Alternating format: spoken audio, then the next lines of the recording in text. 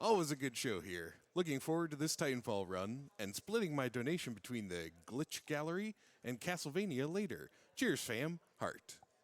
Yeah, thanks, Narendor. You know, there's a goal open right now besides the Soten Blindfolded run, which has been receiving a lot of attention, and rightfully so. We also have a donation goal going right now for Titanfall 2 to have a glitch exhibition after the run. So if you stick around and you like what you see with Titanfall 2 and you just want more of it, feel free to donate toward that. The incentive will be closing at the end of the run. And we're about halfway to our goal there. We need maybe 100 people right now watching to decide they need that SNES Classic or something, or Mini, and donate $15 and toward the glitch exhibition, and then we'd have our goal. Summer B donated $15 and said second donation this weekend. Keep up the great work for speedrunning and charity. Thank you. Always great to have repeat donors as well. If you're curious about where your money is going when you donate through the website, we're going to a number of causes here at the TwitchCon Charity Plaza. Games Done Quick Express is co-resident with TwitchCon, and we're helping support the charities that they're working with in their charity plaza.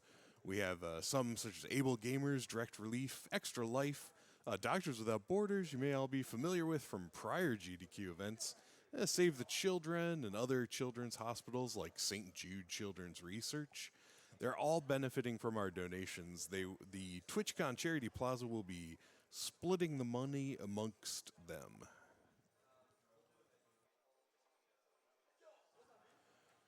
All right, up next, we've been waiting about 18 hours for this. It's time, though. We're going to send it to the main stage for Bryonato and Titanfall 2, everyone. Yeah. All right, hello. Hello, GDQ, or GDQx, hi. Hey, guys. I'm Bryonato. This is going to be Titanfall 2 any %. We got a neat little menu that Tascano's put together. You guys want to roll call? I'm Over0. I was a runner for this game, did a lot of routing and optimizing, so. And I'm Tascanos. I did a lot of glitch hunting. I also made the donation generator. Yeah, hence your shirt. Yeah. We'll get right into it. Just a couple disclaimers. I am the guy that was on the couch for GDQ2017 for this game, and there was two things I heard about my commentary was, wow, it's great, and can your voice stop cracking? So I just want to get that out of the way. You know, I drank a lot of water, and also I'm coming off the tail end of a cold, so thanks to Prolix, I have a little bit of tissue box here. So for every sniff, I'm going to donate $1. So I'm going to try not to sniff as much as possible. So anyway, we'll get right into it. I don't think we have anything else to say, right? We're good to go? No. Good to go. Good to Cool. Time will be when I press space coming out of the, not time, start timer will be when I press space coming out of the load screen, so we got a little bit to wait here while it loads in. But anyway, so Titanfall 2 is, oh, I guess it's loaded. Okay, all right. All right. So 3, 2, 1, go. All right, so Titanfall 2 is a military first-person shooter made by Respawn Entertainment. They're the company that was responsible for basically all the Call of Duties up until Modern Warfare 2, so all the good ones. But Titanfall 2 is like a pretty far departure from Call of Duty. It runs on a modified version of the Source engine, so if anyone's familiar with Source movement, like air strafing and bunny hopping and all that stuff, we have that in this game. And alongside it, it's paired with, we have a double jump, we have wall running, we have wall jumps, and so we can kind of combine all those together. And in this game, it plays like it plays a lot. A lot of people say it looks like Mirror's Edge. So this game is honestly one of the best speed games to come out in the last like 5 years, and just nobody knows. So right off the bat here, we have this is probably the most important movement tech we're going to be using through the game. So this is called slide hopping. It's mechanically almost identical to bunny hopping, but we're crouching while we do it instead. Audio cue here. So anytime you have any amount of speed and you hold crouch, you'll initiate a slide. And if you hit a certain speed threshold, you'll get a speed boost from it. And the timing on slide hopping is pretty generous. It's not like bunny hopping. The frame window is just a bit better. And so you can slide for a brief amount of time without losing too much speed, so it's a much more versatile form of movement. Though we do still use bunny hops because you can jump higher since you're jumping from a standing position rather than crouch. Skipping a reload animation there.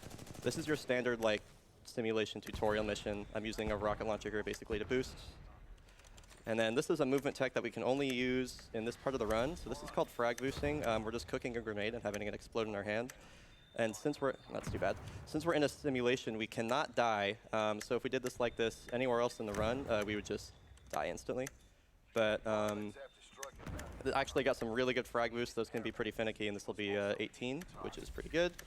We're going to run across here to skip last and Moses dialogue, and that's pretty much like most of the gameplay for the Gauntlet. Now I can talk about some of the other movement tech we have going on here.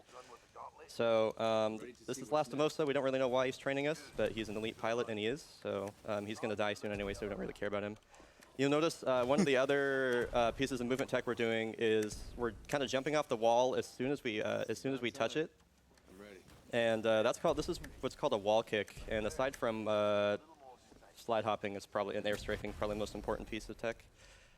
So wall kicking is it's just an instant jump off the wall, and if you do it in 5 frames or less, you get a small speed boost from it that gets faster incrementally with how fast you do it. So you have 5-frame window, 3-frame window, and a first frame window, which we would refer to as a firstie, which is just obviously really, really hard to do, and also gives you an insane amount of speed. Did I get it? Oh, I got a cool little glitch here. So you're supposed to call in your Titan, but it goes straight down, and sometimes you get it to come at an angle. If you do it well enough, he'll just go completely underneath the ground there. So it's pretty sick. So yeah, this is the majority of the first mission. The rest of this is just going to be plot and lore, which I can get into a bit here. So you are Rifleman Jack Cooper.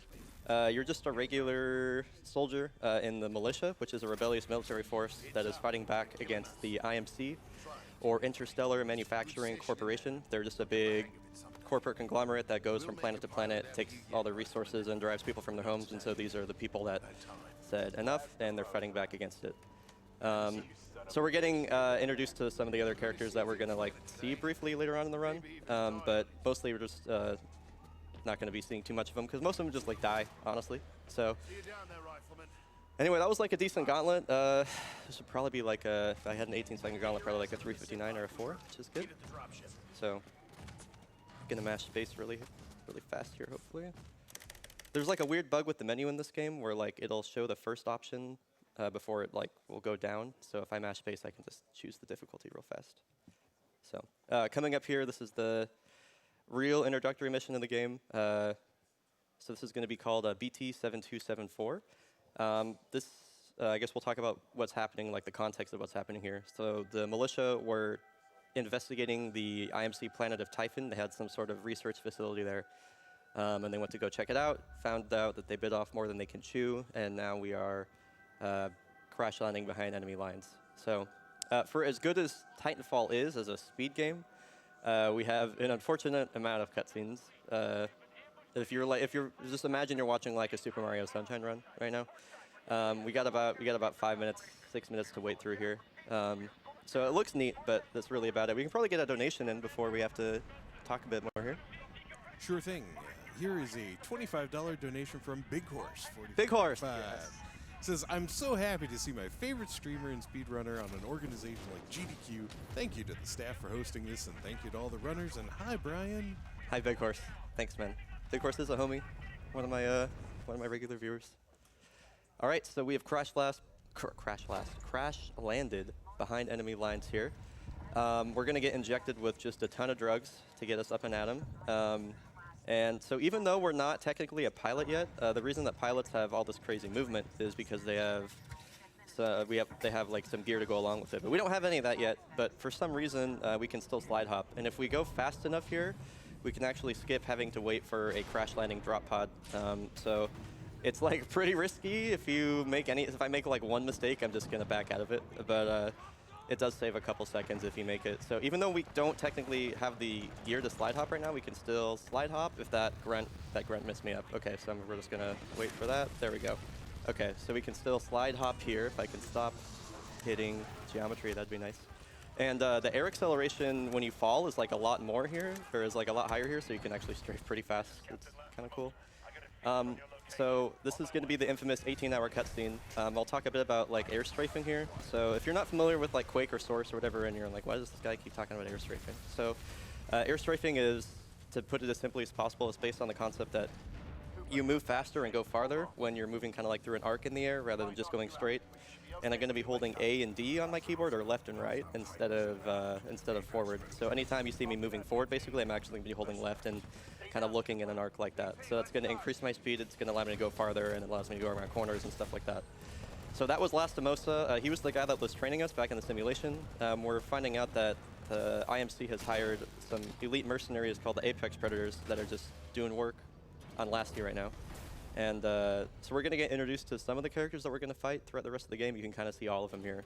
You got Richter, Sloan on the left side there, Blisk on the right, and then Ash will be walking by. There's the crack. There it is. So the only person we're not going to see is Viper. But anyway. So we got 18 hours to wait through here. If you want to read the donation. I'd love to. Here's a $50 donation from Fridobert, who says, first-time donor because of the nicest guy on Twitch, Aw. the undercover legend Bryonato himself. Hey, thanks, man. That's another regular of mine.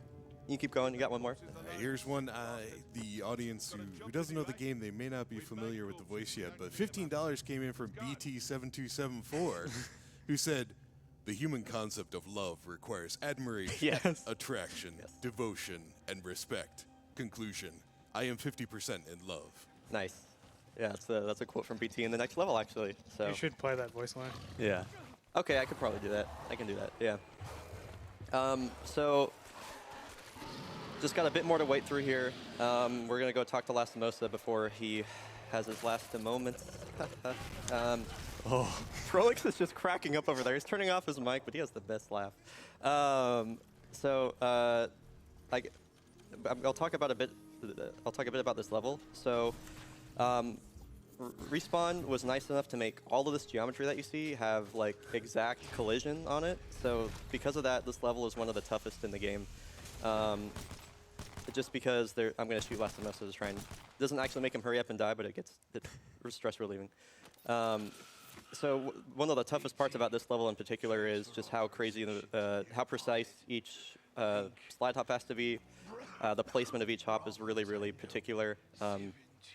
I'm inevitably probably going to hit some weird rock at a weird angle, and I'm going to lose my speed. So what's happening here in the Titanfall universe is pretty rare. Lastimosa is giving up control of his Titan and his pilot gear to a regular grunt. And pilots are like the best of the best. They're the elite. So this happening is extremely rare, and you'll see characters later on in the game be surprised by it. It's like never happens. So we're going to put on Lastimosa's helmet, and basically the run is going to like seriously take off. It's been pretty kind of slow, a lot of talking, waiting, but as soon as we put on the helmet, it's going to take off. Keep in mind, I don't have my double jump yet. I only have one jump because the helmet is calibrating. So OZ, if you want to talk a bit about like what's going on here, I'm going to try and focus. Right, so right when we start off here, the game tries to slow us down. We say no, and you can actually jump onto a wall and get a wall run going and kind of cancel some animations. And he just picked up the EVA 8 shotgun, and that is going to be a staple of our kit for the entire speedrun because it does ridiculous damage at ridiculous range for a shotgun. Yeah, the range on this is nuts. And we're going really fast, so we're going to be right in people's faces, so shotgun sort of makes sense. Yes. But yeah, in general, this level is probably one of the most difficult in the game, and it's right out the bat, so the game isn't very nice to us after the 18-hour cutscene, and a lot of resets happen here. So, but Brian is handling it like a champ, of course. A little shortcut in here. Yeah, you're supposed to go up and around there, but if we just hop on the wall. Wow, that was a skip hitch. that. And then this little ravine here is called Death River. It's named that aptly. Brian should have no issues because he's a champ. It doesn't look like much, but if you're a new runner, you can expect to die there lots of times. Yeah. Notorious spot for new runners to struggle a lot with. But coming up here, we're actually going to use our cloak for some prowlers, and then we get our double jump right here. Right here. So that's going to add a little bit more safety into all of the jumps we're doing. We're going to frame together the wall kicks he was talking about here to kind of get a lot of speed. And something to mention. Hello. What? Something to mention is that you can do like a really quick jump off the wall, but it won't be considered a wall kick because if you're not doing it in 5 frames or less, you're not getting speed back from it. So. Coming up here, we have what's called a slant boost, and this is basically just a slide boost on a really sharp angled surface. That something weird happens with like the game's collision detection here, and like it just boosts you really fast when you hit a slope at the right angle. This is a really cool frag here. Cook the grenade. So we have to clear all these enemies. I'm going to pull the grenade here. Nice. Oh, well Nice. done. First try. All right, so coming up here, we have a little skip called River Jump, found by S Deception. This saves about like 8 seconds of gameplay, and then we have probably the toughest section of this level. Yeah, so right after this, there's like kind of an invisible little staircase there we have to climb. And then we get to see the other type of frag boosting that we'll use throughout the run. So normally that's just tossing a frag in front of us and then sliding past it, and perfect frag boost. Gives us a lot of speed. And then this is called Ravines, and it is really difficult. That was a nice 3-frame, 3-frame, 3. Perfect. Slow down. Slow. Woo! Oh my gosh, the speed. Hell yeah, brother. Okay. Perfect. That's really difficult. Yeah. And a good. Oh, okay. I spoke well. too soon. I was gonna be like, and I'll go to good encampment on top of that. Dismantle something. One of the more difficult things about this game's movement is that there's an automatic. Okay. There's an automatic like mantle or mantle detection or whatever you call that. If you approach a ledge at like. If you're even like 1 millimeter below where the game considers you above the ledge, it'll mantle you and like eat all your speed. So it doesn't matter if you're going like Mach 5. If you hit like that tiny ledge, a little bit too low, you're gonna get mantled on it. So Titans in this game are powered by batteries. So we're grabbing the last battery to bring back to BT since he lost 2 of his. This is one of the toughest lamp boosts in the game here. If I can hit it at the right angle, I got like. That's a decent one. That's a decent one. There's a couple like. You know, I'd like a scale of 1 to 10. That was like a 6.5. Here's a little enemy clear section, so we're going to use frags again along with the EV8 to kind of clear out the rest of those guys' health. Showing off the range on the EVA there. Yeah. Like from downtown. So we're installing the last battery into BT here, and we're gonna be introduced to Titan mechanics in this game. So Titans in this game, you can think of them as like a hero from Overwatch, or like any MOBA or something like that. We're going to be picking up different Titan loadouts throughout the game, and each Titan loadout is going to have a different set of abilities. Excuse me. A different set of abilities with different strengths and weaknesses. So the one we're getting introduced to at the start here is pretty simple. This is going to be Expedition. So we're going to have a shield that catches enemy bullets and shoots them back at people. We have a multi-target missile system, which just like is a lock-on missile system that shoots a bunch of missiles. And then we'll have Electric Smoke, which is electric smoke. So you can drop it down, blocks enemy visions, does damage over time. So we're linking to our Titan. That's like some sort of neural link that is established between a pilot and a Titan that probably allows them to move in sync really well. I don't really understand a lot of it, but the speedrun in general, there's like not really any RNG in this game. Compared to a lot of other games out there. This is probably one of the only like truly random sections in the game. You can just get really boned depending on how enemies will pop out here, and sometimes the vortex shield, the enemies that it kills can be kind of wonky because there's splash damage attached to the projectile bullets. Those are both really sorry, nice, to the hit though. scan. Yeah, so this is good, and I got a good spread here. If I'm lucky, all 4 of these guys will die, and here we go. Wow. This is actually really fast. Yeah, so this is about as good as it can go, especially for a marathon run. The last bad thing that could happen is those 4 missiles won't kill all those guys for some reason. And one of them lived, but we should be okay. I just need to make sure I have enough missiles for this right here. Yeah. Okay, so that went about as good as it could. Yeah, generally speaking, the only real randomness in this game comes from enemy movements. Other than that, like you can control most everything else in here. So we have our. Oh, I can't draw a smiley face because I have the settings on low. Oh, I'm sad. Okay. So this is our first Titan fight of the game. This one's pretty simple. We're going to drop down Electric Smoke, does damage over time, shoot at him to bait out his Vortex Shield. There's his Vortex Shield, charge with the missiles. Let him go, hit this crit in the middle spot. Perfect fight. Yeah, that's good. So that's about it. So now we're going to wait here. BT's going to put a waypoint down there, but we have to stand here, otherwise he'll put it over there, and it's slower. Yeah, this was a really, really good BT, though. This level is a lot more difficult than Brian made it look. Yeah, honestly, that was like the best BT I've ever had in the marathon. Yeah. So I guess aside from like messing up the drop pod skip, everything else was pretty good. Yeah. So, out of the frying pan into the fryer, so to speak. So now we have Blood and Rust, and this level is the start of this game is just pretty brutal. It's brutal, yeah. So while BT was hard because of like the geometry, this one's just hard because we're trying to move really fast through a bunch of really tight corridors. So at the beginning here, we're going to be trying to use optimal Titan movement. So you'll see I have a little meter charging in the bottom middle of the screen there. So Titans can't jump, but they can dash. So I want to be dashing when I go off of a ledge or around a corner. Off a ledge because there's no friction really when you're in the air, and if I hold a crouch there, I can slide over that guy, nice. And around a corner because BT is kind of heavy, and he'll just kind of throw his weight around corners. So you want to counteract that with the dash. Fortunately, this section is kind of boring, but it's over pretty quickly. We have a trick coming up here called disembark jump. So when I disembark from Voice line? Oh, what is it? Somebody's in love. X? Yeah, thank you. So when I disembark from BT, if I hold jump at the right time, I will launch up to the top. Didn't get it, so it's fine. It saves about a second and a half. This is a fine backup too. There we go. So sorry if you guys are looking forward to the voice line. I had to talk over it. So okay, so OZ, I'll let you take it away on this part. This is where the level gets really hard. I have an audio cue here, and then we'll be good to go. There we go. Perfect, yeah. So every little hop, every little like strafe is... Oh, yeah, perfect. Yeah, that's a really tough strat you got there.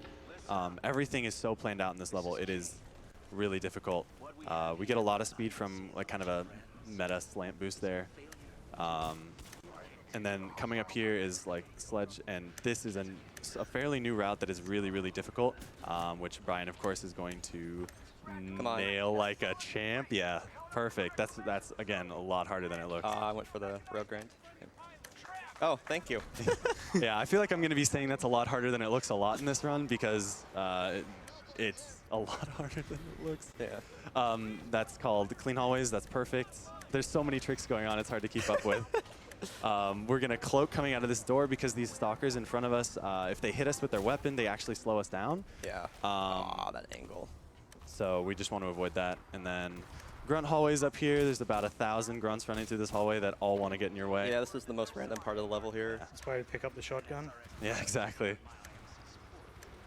And cloak here to kind of make the AI a bit more predictable with where they're going. Otherwise, they will just run in front of you. Absolutely. And it's the most annoying thing. Get a slide boost there, or a wall run rather. All right. Oh, go for it. Yeah, okay, so coming up here, there's a lot that's happening here, but I need to start talking about Sludge Skip. So Sludge Skip is the first really time-saving skip in this game. Gross. We're going to be talking to BT for the first time, really. So you'll see that BT is standing behind that fence there. We wanted to keep him standing there because we can disembark on him through that fence if we take a specific path.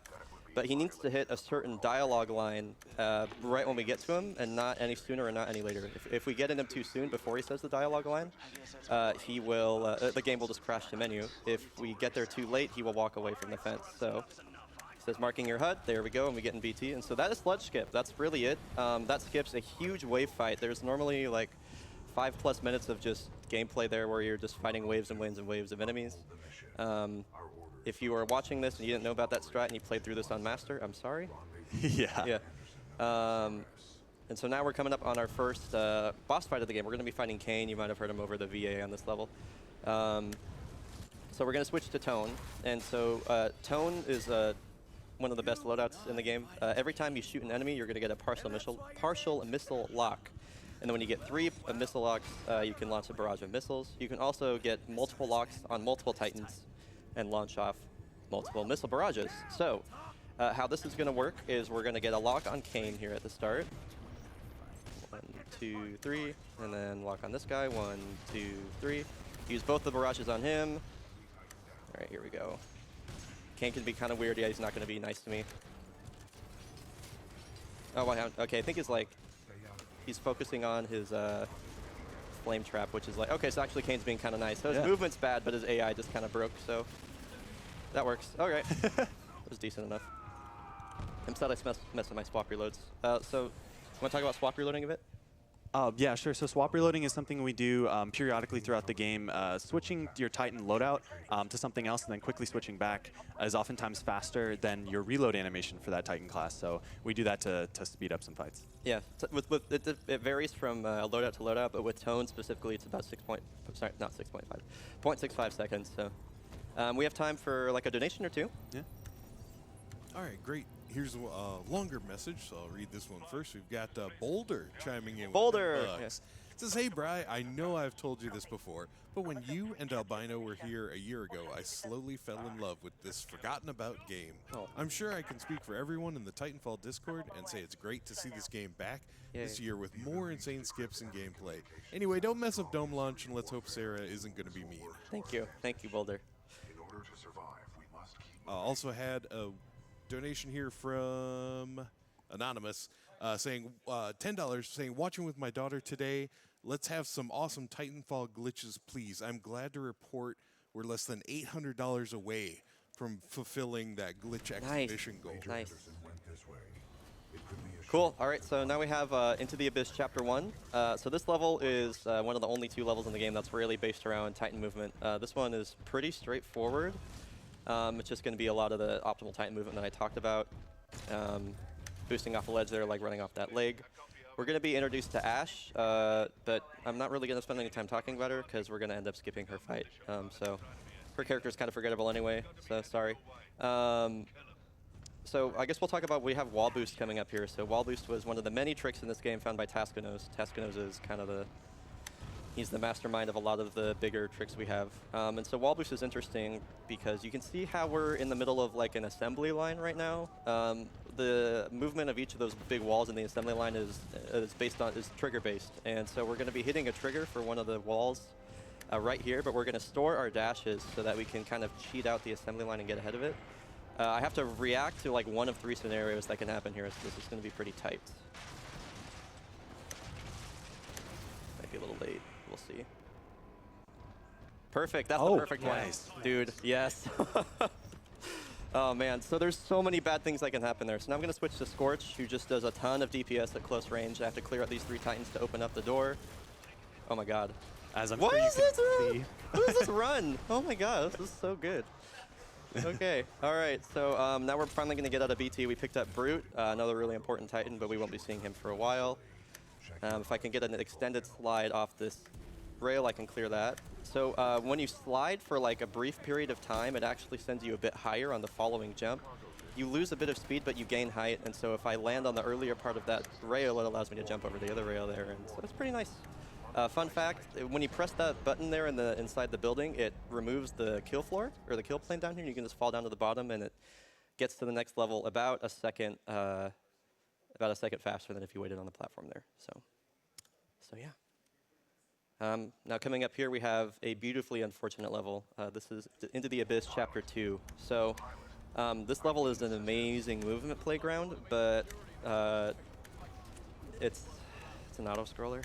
It's the coolest auto-scroller, though. The coolest auto-scroller of all time. But it's an auto-scroller. But it's an auto-scroller. Yeah, so there's all this insane and just beautiful movement you can do through here, and it's really fun to play through here, just mess around. But we're tied to the speed of the assembly line, basically. So it doesn't matter really what we do. We're going to be...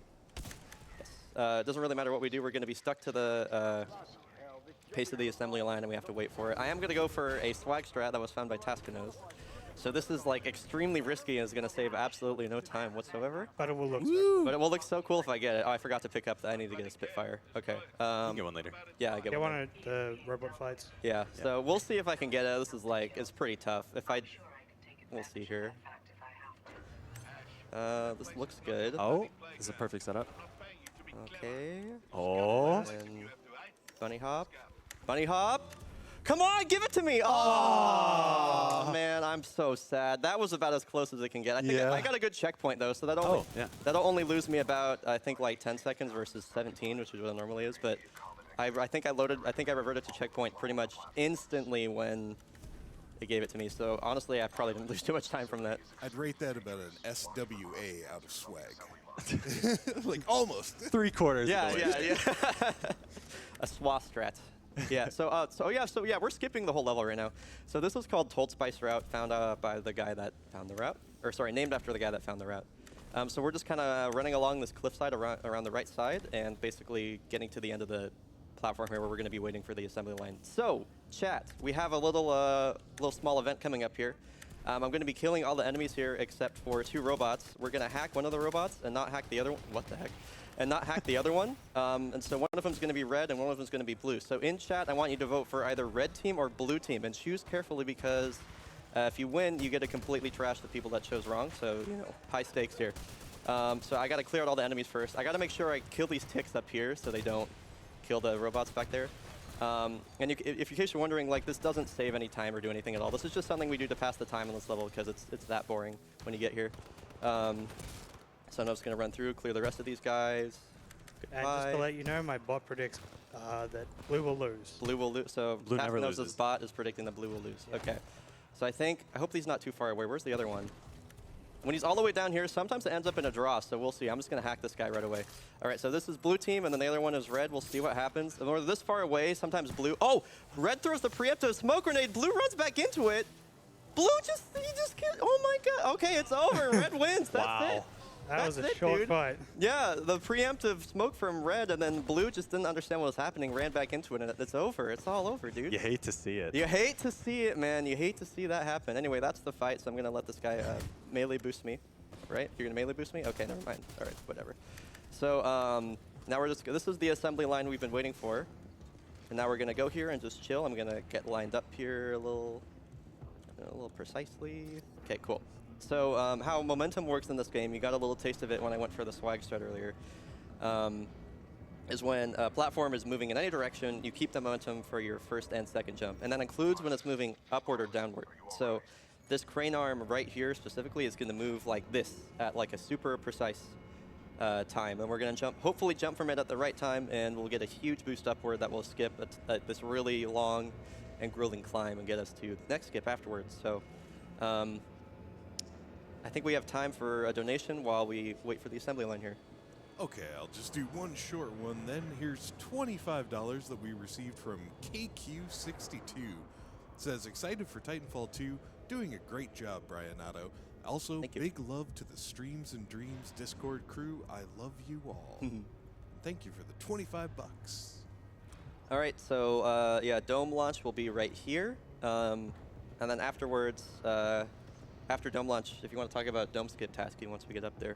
This, of course, was another skip that was found by Tasknos, so this dude is just a genius with this game. He flew all the way from Australia to be here. Shoutouts. All right. How many games have you broken open completely now? 2 that I've speedrun, Oh. and then just a couple of other I got the ones perfect that I one. haven't. Yes, dude. Nice. Yes.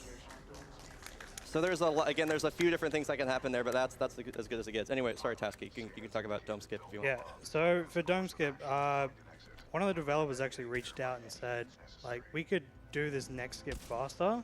Before we used to do an old route where we had to sort of wait at a wall, wait against a wall, and then wait for that next area to load. But what we're going to do is we're going to look for just a panel that's not quite right and has the bottom missing. So we can just sort of walk out of bounds. And that just, there we go. That is the toughest out of bounds you'll see in any Yeah, game. so That was again, pixel perfect, by the way. I used to troll people in chat like that hadn't seen this before, and they were like, "Oh, I don't know any of the skips in this game." Where I'd look in a specific spot for 3 seconds, then I have to jump on this frame, and then you walk backwards, and then you can get out of bounds. But no, the wall just doesn't exist. Yeah, yeah. So there's actually 2 separate points you can walk out of bounds there. It's right there and right there. But yeah, yeah. One of the devs for this game, saw our submission for SGDQ last year, and was just like, "Yeah, just, you can do that about 10 seconds faster." So. Also, where yeah, we're standing right now, this is where the load trigger will be when we switch to a different geode, which is located in a different part of the level. And once it switches, we'll just fall straight into the level trigger and go to the next level. There you go. But yeah, Respawn, generally speaking, has been really, really cool to the speedrunning community. Despite us being so small, they've helped us out in a lot of different ways, which I will explain later. But for now, we have Abyss Chapter 3. This is the final chapter of Into the Abyss. And it's kind of like this is like the hidden boss of like the early mid-game. So basically, there's a lot of crazy stuff that can happen here, and the movement's really hard. Right here, we have cylinder skip. Okay, I'm just going to go for the slow route. There we go. We're normally supposed to wait for this like cylinder to rotate into place, and then we have to do some platforming, but you can get inside of it before it rotates and kind of ride it around. Saves about 10 seconds. Ozzy, I'll let you take it away for this bit here. Yeah, this is Caverns. This is remember what we were saying about the rocks geometry earlier? Yeah, all of that is still true here. Yeah. So there is about a million things he can run into, and that was a perfect cavern. That was a perfect cavern. That's really difficult to do, again, and we're going to kind of just skip this whole wall ride section they intended and just jump over the gap because we have way too much speed. All right, that was pretty nice. Yeah, so now coming up, we have a little small Titan section. I'm going to try and keep my shield down because if I get meleeed in Titan while my shield is down, it'll give me a damage boost, and ideally this guy's going to punch me forward. So that was okay. That was all right. It was mostly what I was looking for. Coming up here, Ash Skip. Tasky, you want to tell him about Ash Skip? This is another one of his skips. Yeah, so we picked up Brute earlier in Abyss 1. That's going to be really useful because we're going to fly up to this pipe. And since the Titan and Jack aren't supposed to be on that pipe at the same time, it's going to look for the nearest possible place that they can both stand, which just so happens to be out of bounds. Very conveniently.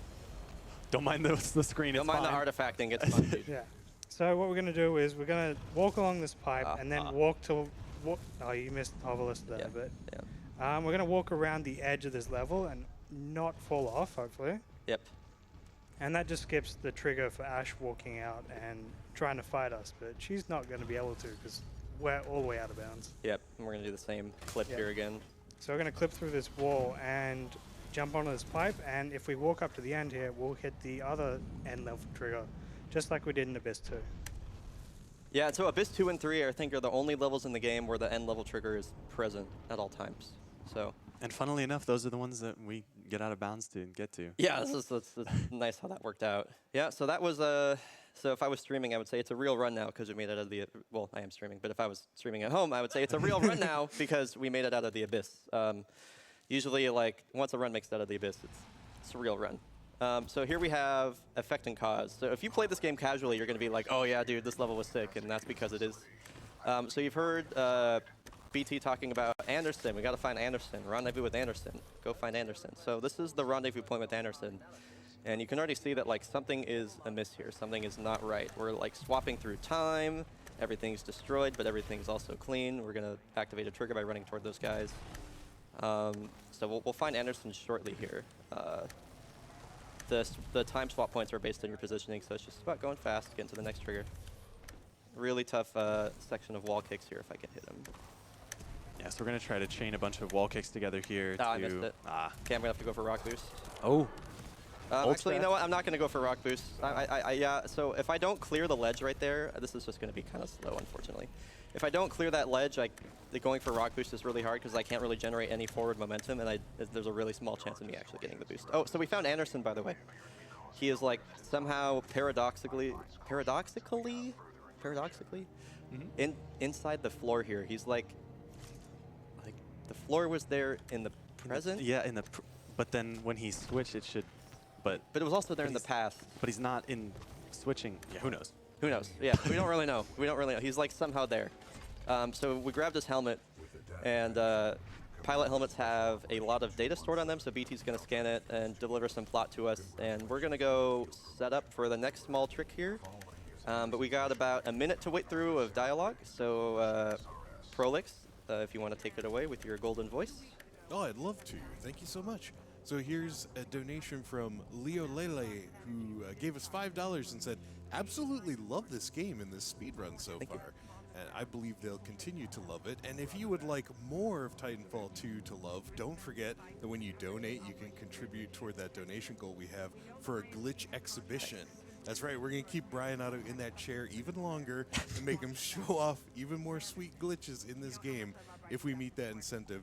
Right now we're at over $2,300 out of $3,000 needed, so just a little bit more to go. You got about an hour to finish that one off, so correct. Help me out there. Time for one more? Or I think I got to get going here. Yeah, no problem. Yeah, thank you. So, yeah, for like this game is like mostly in bounds, but the glitches in this game are actually pretty neat where we found them. So we're gonna BT's gonna throw this light lamp up there, or light post, and we're gonna like basically get to the top of the zip line right when it spawns, rather than waiting all the way down there. So I'm gonna wait for him to show me his palm. So coming up here we have, this is my favorite contribution I've made to this run. It's gonna be called FTL, or Faster Than Light. So we can't control the time swaps currently, but we can position ourselves to be in certain spots when time swaps. So I'm going to position myself to be basically inside a laser grid when time swaps back. And so the laser grid is going to shoot me out really, really fast. And I'm going to go through this big, long bridge that basically, all the way up neat to the little top. trick, neat little trick. I'm going to go through this big, long bridge that has a bunch of scripted time swaps in it. And normally, if you go through there too fast, the game will, like, you'll lose like 30 plus seconds because the game will spit you out of the wrong timeline. But if you do it fast enough, you can skip all that. And I'm going to need serious time here. Copy that. Laser meshes are online. Sending a team to investigate. Oh, please. Oh, come on. I'm going for it so again. close. I'm going for it again. Yeah. Yeah. Don't care. Meshes are online. Sending a team to investigate.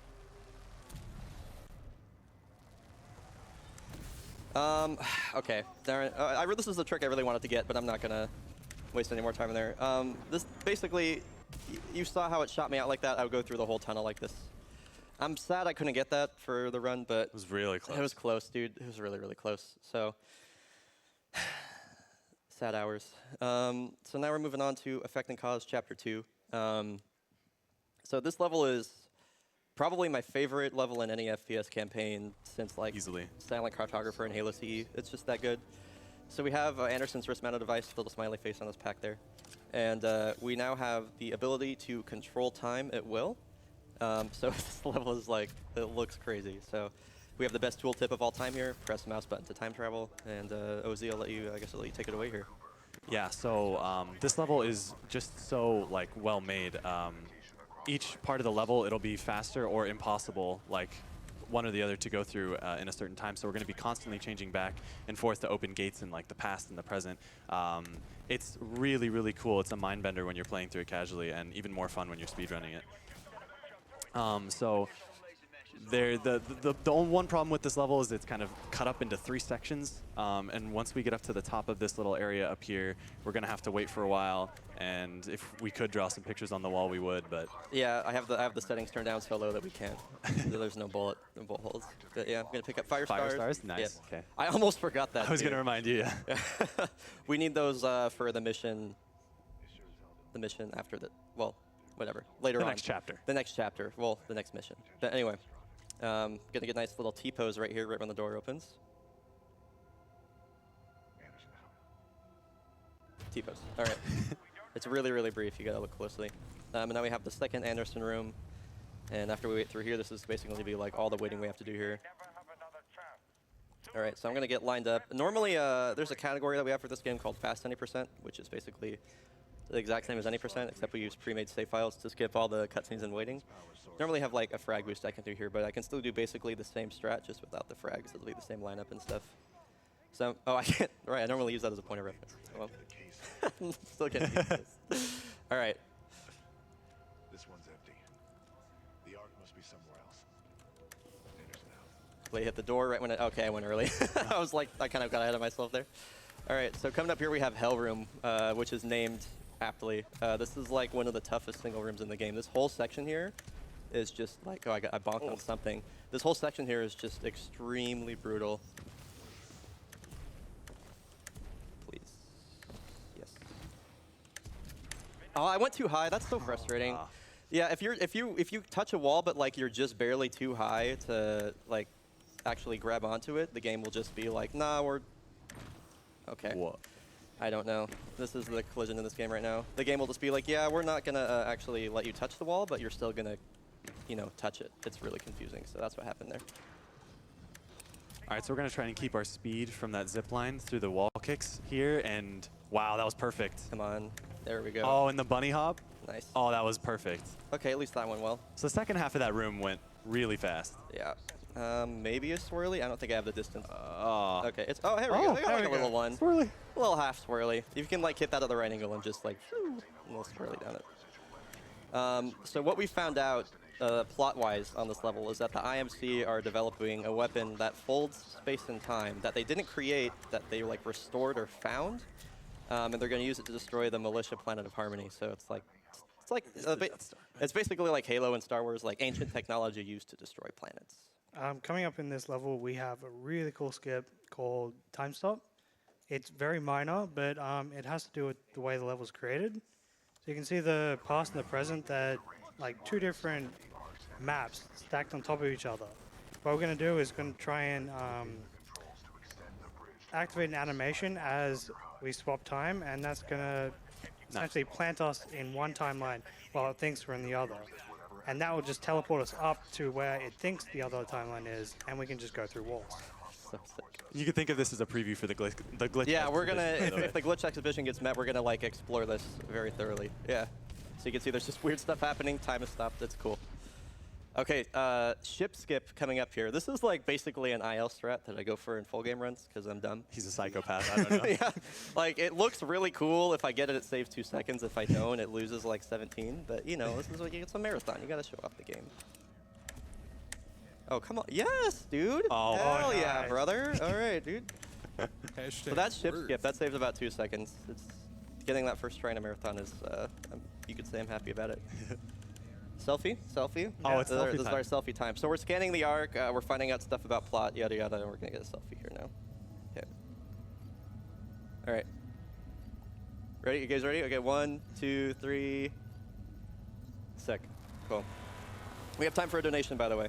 Okay. Well, besides Titanfall 2, did you all know that Bryonato is now a world-famous runner of another game? Yeah, that's right. Here's a Jam Cow with $25 saying, here's $1 per square in Bryonato my first God. cross square. If you remember, it was a 5x5 grid, so $25. Also, somebody else wondering if we could add an incentive for a P-Cross run. From I mean, There's a lot of P-Cross. if Spike wants to come back up, I would do it. It was Dad in an uncomfortable chair donating $250, just saying first year to attend. How about that new incentive for more Bryonato P-Cross? Bryonato P-Cross going to be its own category. All right, so coming up here we have the beacon. And if you were donating for Kill or Spare the Marvin, it's going to be cut off in the level after this. So this is the beacon. It's the longest mission in the game as far as like the length between all 3 chapters. Right here we're going to use some geometry, or the wall on the left side here rather, to get ahead of VT. Otherwise he slows us down a lot. And this level is just the worst. All these rocks, like the geometry is like not what it seems. So this is going to look pretty smooth, but trust me, it's because I have mantled and failed and like clambered over those rocks thousands of times. The It's geometry. basically the opposite of BT. It's so bad. Oh, I missed that fire star. That's not good. But yeah, it's like. So what happens here? This was a dialogue skip that was found by Tron Javolta. So we're gonna come over here and clear out these enemies. And there's a lot more enemies here, but if we just walk back to BT, it'll despawn the rest of the enemies and skip like 45 seconds of dialogue.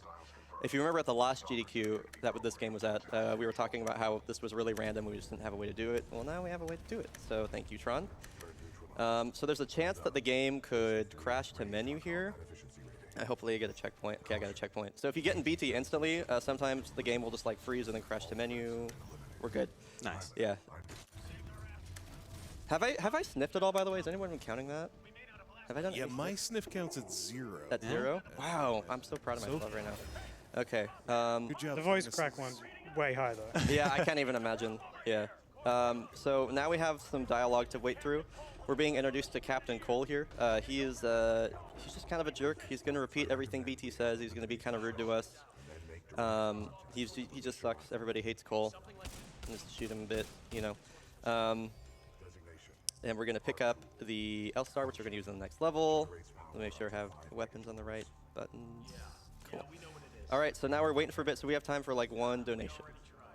Okay, 1 donation you shall have. It's $5 from Forgiven. Aw, Frogab. Says, hey, Bryonato, great run so far. Happy to see this game at another GDQ, and let's hope Sarah is nice today. Thanks. I love Frogab. He's a good boy. All right. So I guess now would be the time to cut off the Kill or Spare the Marvin. Okay, I'll take care of that. Yeah. All right, so this is Beacon Chapter 2, and this level has an insane flow to it. It's the most optimized IL. OZ and I used to go back and forth with the record. It's really, really fun. Hopefully I don't mess up the slides right at the start like I always do in every marathon run here.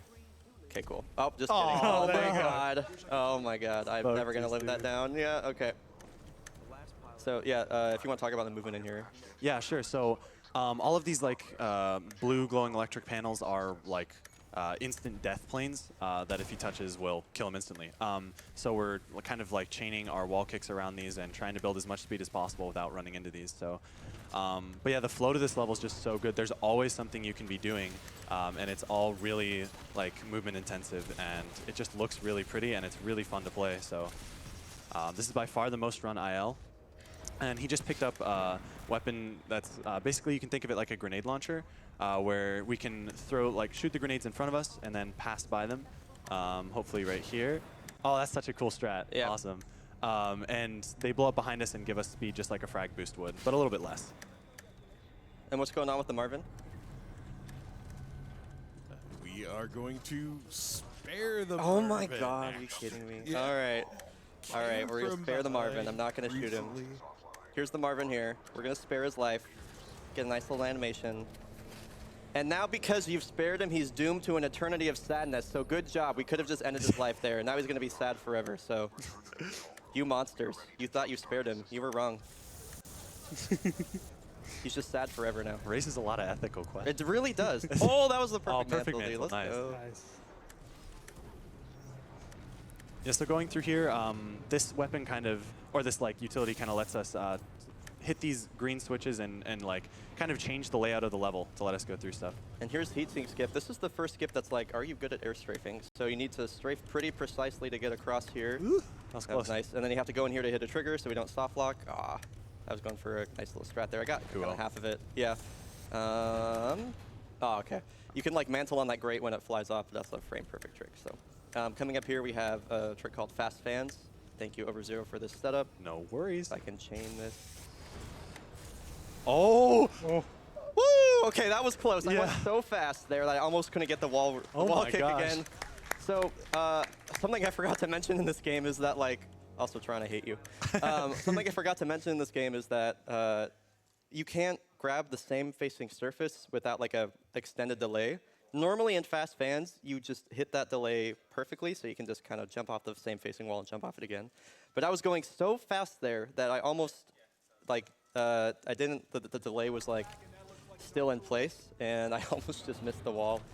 But hopefully, or fortunately, it let me like touch the wall at the very end, and I was able to touch it while crouched, which refreshed my double jump, and I was able to survive. So that was as close as it gets.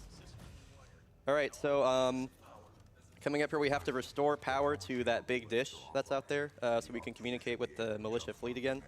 So they're going to talk a bunch about like how this place in here is really dangerous and has a bunch of radiation and it can kill you, but like you could come in here and like take a nap and come back a couple hours later and you'd still be alive. So I don't know why they spend like 45 seconds talking about it, but it's actually fine. So you can probably get this. There's like nothing really to talk about here, so we can do some donations in like 2 or 3. Yeah, sure thing. Here's $10 from Kuro. Says, loving this run and everything you guys are doing. Also, Soupy donated $100. Thank you so much. Said, always love seeing the TF2 runs and hearing the fantastic commentary and explanations. Thank you. Amazing as always. One more here from Shattermage, donated $25 and said, everything about this Titanfall 2 run is nuts, even the unskippable cutscenes. Respawn, please put skippable cutscenes in Titanfall 3. That's all I ask. That's like I have like one request. Skip cutscenes. So yeah, now we're getting kind of just like more plots happening here. The dish didn't work, even though we restored power, so now we got to go fix it. So we have probably the single coolest section in the entire run coming up here. Also the single most difficult. So we're going to be doing a trick called Moon Boots. So Tasky, this was all Taskino's again. I'm just gonna keep mentioning him when it comes to big stuff. So Tasky, if you want to tell him about Moon Boots. so the other part we use Brute for is essentially initiating moon boots. And what we're going to do is going to run up this long pipe to get to the door, and we're going to wedge ourselves in there so we can disembark while flying, which you're not supposed to be able to do. And that essentially changes the player gravity. So it reduces it by about 15%, and that allows us to jump higher and essentially stay in the air longer. I'm just gonna give it to me. I might have to do it again. That's wait for the annoying. cooldown. Yeah, that's frustrating. Okay, I'm just gonna wait for the cooldown. Yeah, I didn't give it to me. Sometimes like this door is just kind of rude, especially if you go to that middle area. So I'll just go to the corner here and do it. This is like isn't hard to do. There we It's just kind of unlucky if you don't get it. At least we didn't even get fast BT. That's annoying. Yeah, he like takes his time before he goes to the door. So as you can see now, we are super floaty because we disembarked while we were flying. And so what's gonna happen here? This is just cool. So BT is gonna. We don't really have any way of getting over there. So BT's like, oh, dude, I can just throw you. And so he's supposed to be throwing us right there, and our end goal is over there. And so our gravity is reduced, and we found out that if you hold jump when BT is throwing you, you can basically like jump off of his hand. So he's throwing you with reduced gravity, which neither of those is intended. And so this part's just cool. I'm gonna set up a safety save in case something goes wrong, but please enjoy super fast ball. Shout out to the QA tester that fell asleep on the keyboard. Might be too early. No, you're good.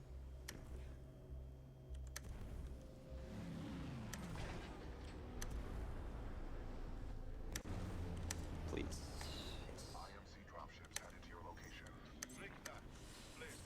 Oh, we going fast, boys. There it is. That's That was it. That's the perfect. fastball. Heck yeah. All right, now it's again out of the frying pan into the fryer. So we picked up gravity stars, which are like shurikens that create a gravity wall that we can use to boost us. So this skips a big section here. Okay, this is the hardest trick in the game coming up here. I'm gonna do my best, but this is like a really precise gravity star boost into a ton of wall kicks at a really, really high speed. This is called zipless because we're gonna skip a zip line.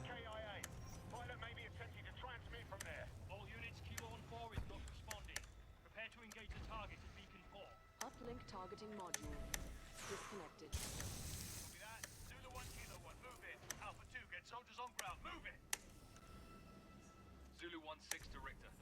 Dude, Oh yes! my Oh my God. God! I got zipless in a marathon. That- Woo! Holy cow! All right, okay. I need my heart's beating.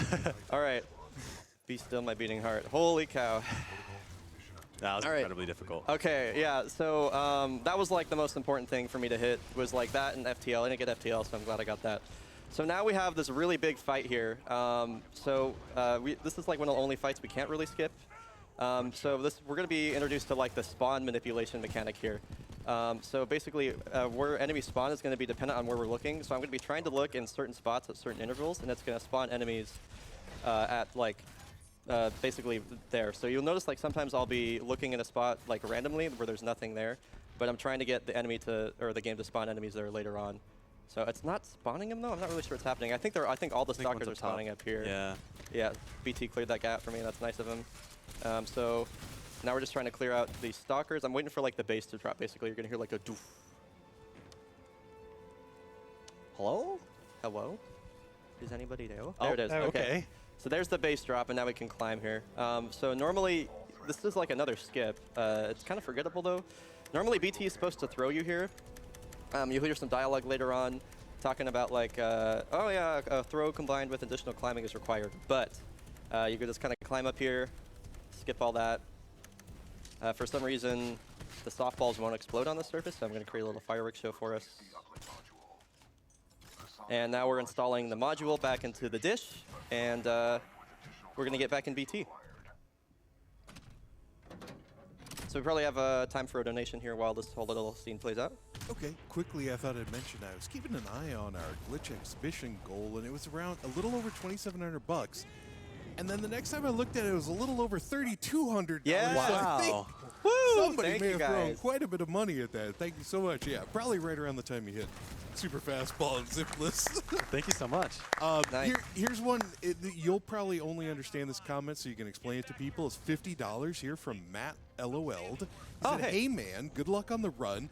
Donation goes toward nose boop and a treat. Nose boop. Oh, dude, that's cute. Yeah, so I have a Shiba Inu named Dragon, and one of the things we do on my stream, if people tip $5, I give Dragon a nose boop and a treat from them. So I guess I owe Dragon a nose boop and a treat when I get home. I miss you, Dragon. All right. So right here we have more of the spawn manipulation I was talking about. We're going to be looking at certain spots. This is the Richter fight coming up, so it's just kind of split into 4 different sections. I'm going to be clearing these guys out as fast as possible. I'm getting nervous, so I'm slurring my words. And we're going to be standing and looking in certain spots at certain times, and it's going to cause enemies to spawn there. This was another thing that we found out thanks to the dev that reached out to us after the GDQ submission last year. Before this was really Yeah, these random. two guys would just spawn like at complete opposite sides of the map, and this area is huge, so they would be miles apart.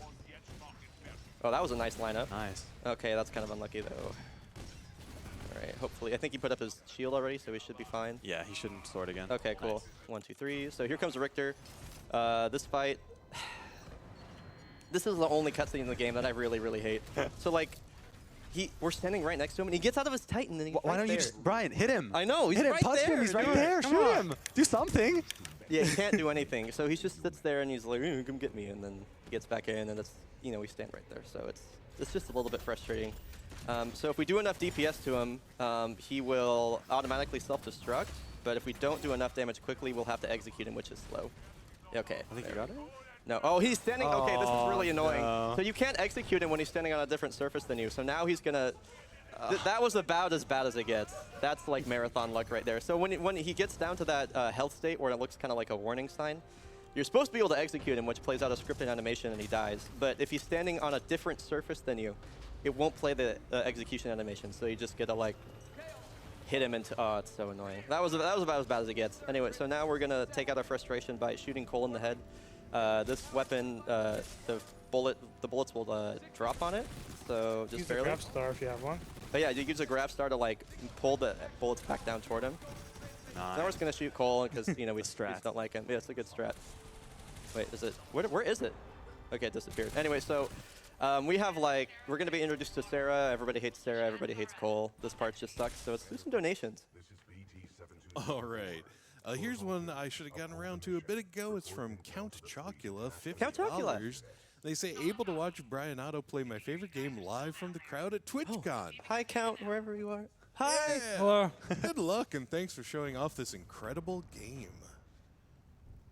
Count's another Titanfall 2 streamer homie. He's a good guy. $25 from Ace Zephyr, who just says, glitch exhibition! You know, now as host, now that we've met our goal, I'd be remiss if I didn't mention that setup block 1 can be replaced by a blindfolded run of Symphony of the Night. We hit it? We just, no, but it would be, Oh. sorry, that's the next goal. 'Kay. Next goal, yeah. Now that we've done what we need to do. Yeah. And then, yeah, I think Alucian here is responsible for helping close our gap. $500. Wow. Alucian saying, always enjoyed watching GDQ throughout the years. Here is for once again another great time. Permission granted. Got time for one or two more. Okay. Here is Big Zam. Hey, with Big $10 Z. donations. Hey, Brian, so proud of you, my dude. Great job with the run. Thank you. And then $25 donated by Steampunked, who says, hey, GDQ Express. Love the runs and the marathon so far. Good luck, Bryonato, with the run. Never had the chance to play Titanfall 2, but this is one of the most entertaining, informative runs I've seen in a long Oh my, time. thank you. It's also worth noting that it goes on sale pretty often, so if you do want to get it, you can get It's it worth for it like just for the campaign. $8. Yeah, Yeah. yeah, Just I've for the picked campaign. it up on the Yeah. cheap myself, yeah. Yeah, so coming up here now, we have Trial by Fire. So this level is the only one of its kind in the game. So this is entirely based around Titan combat and Titan movement. This is the only Titan-only level in the whole game. It's pretty neat to play through casually, and the speedrun is pretty tough. It's split into two halves. The first half is an escort mission with Sarah, and the second half is all movement. But this escort mission is kind of tough. People will say it's random. It's mostly just like, it's a lot of, I don't know, I think there's a difference between improv and randomness. And so you have to figure out like where Sarah's position is and what she's doing and just kind of like act accordingly to go around that. So we have to like basically make sure she doesn't get caught up in any enemies and escort her to this elevator. But coming up here, so we're supposed to wait for the militia to clear out these gun turrets here, but Ronin has an ability called Sword Block, which blocks 75% of incoming damage. So we can just walk through the part of the wall that gets destroyed, and then chill right here as the enemies spawn in. Whoops, there we go. All right, so this part's really tough. So Ozzy, if you want to talk about this. Yeah, sure. So all of these Titan spawns are predetermined in the very beginning, so we can kind of build up core really quick here and do a lot of damage. But after this, the game kind of waits for Brian to kill a certain like group of Titans, and so that'll cause like more to spawn in. So as all of this is happening, Brian's keeping track of like each type and where they Yeah, run to, and I need a... Okay. okay, we're good. Woo! So yeah, this is just basically how well can you multitask section. And we're going to be using Scorch for all of this because the DPS on Scorch is It's just nuts. unreal. Yeah. Nuts. You just kind of melt through people with your Flame Shield. That was great. Oh, Yeah, That's the nice. dialogue we were waiting for. I hope Sarah's caught up. I'm not really sure where she is, but it doesn't look like there's any Titans in the way, so I'm just going to kind of go and When in doubt, just sprint and just hope. sprint. Yeah, so this is a situation. This is me kind of gambling a bit. I don't know where exactly she is. I couldn't see her, but we're going to hope that she catches up. We're getting her dialogue, which is important. Missed some damage there, that's okay. Switch to tone. Yeah, we're getting her dialogue, which is generally a good sign. Yeah. If she's not ahead, she won't say anything. So she's talking to me. I have no idea where she is. Yeah. Oh, she's right there. Oh. Okay, we're in business. Did she just teleport there? I don't know. What am I pressing there? There we go. I forgot what button to press. Okay. So this is going pretty well. This is generally speaking, this could be a lot worse. Yeah. Yeah, this level is all about like managing your core as well. You build core based on damage that you do to enemies. So I'm trying to make sure I have core at like any given time, or at like the right times. The Scorch is walking away from me. Okay. Not asking any questions. I don't know where the other Titan is, but I'm just gonna go. I think Sarah will just skip him. I don't think I actually killed him. Yep. Okay. This is going really, really well. Yeah. He's still back there too. Okay, so now we're gonna switch to Brute. And so one of Ronan's abilities in his sword core, or his ultimate, is he has dashes that recharge really quick, just over and over and over. So we're gonna fly up to the top of this elevator here. I don't need your approval, Sarah. All right. So now we're just gonna. This is all cheese, basically. This is like if there's ever a cheese strat in this game, this is it. We're just gonna dash through.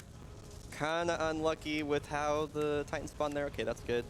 And then Ronan has an ability called Phase Dash. We can just phase through those guys. By the way, this is definitely an epic battle scene that's unfolding behind us. This section is a lot different on Master. Yeah. Yeah. But Master is a bad category. So we're gonna kill this guy, shoot that guy twice, and then shoot this guy normally once, maybe twice. Okay, there we go. Okay, so really nothing else like super bad can happen here. We're pretty much home free. That was like the difficult part of Trial by Fire, was everything up to there, and now now the rest of this is pretty free. We could get a bit lucky here if this North Star decides to shoot us. Okay, so he shot us. So if we can keep our shield down, we might be able to get a Titan melee boost down here. Punch me, punch me. Yeah, that's probably saved a little bit of time. Not as much as I would have liked, but you know, that doesn't happen very often. So for a marathon Trial by Fire, I mean, no complaints. This was pretty. That level darn can go good. a lot worse than that very easily. Yeah, there's times when you can just lose track of the Titans of that opening section.